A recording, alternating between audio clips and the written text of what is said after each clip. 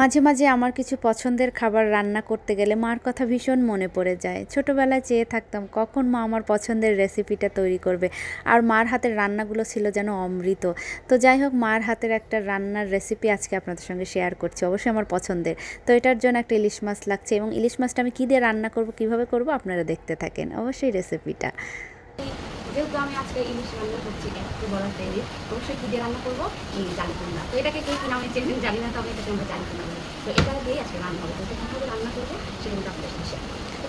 তো ফিরে আসছি রান্না।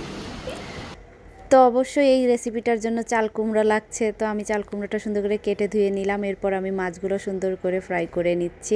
তো ইলিশ মাছ যদিও খুব বেশি ভাজতে হয় না, হালকা ভেজে নিলাম। তো এই যে রান্না করছি, এদিকে দেখেন আরাধ্যা নিচে বসে খেলছে। ওই যে মাকে দেখে মেয়েরা শেখে, তো আমার মেয়েও রান্নাবাড়ি শিখছে। তো ওর সাথে গল্প করতে করতে আমার রান্নাটা প্রায় কমপ্লিট হয়ে যাচ্ছে। তো যাই হোক, মাঝে মাঝে এই পছন্দের খাবারগুলো যখন রান্না করি মার কথা খুবই মনে পড়ে। তো মা যখন রান্না করতো মনে হতো যে অমৃত খাচ্ছি। তো যাই হোক, একটা রেসিপি শেয়ার করলাম মায়ের হাতের, সেই আমার পছন্দের রেসিপিটা। তো কেমন লাগলো অবশ্যই কিন্তু জানাবেন। আর সুন্দর সুন্দর ব্লগ দেখতে গেলে অবশ্যই কিন্তু পেজের সাথে থাকবেন।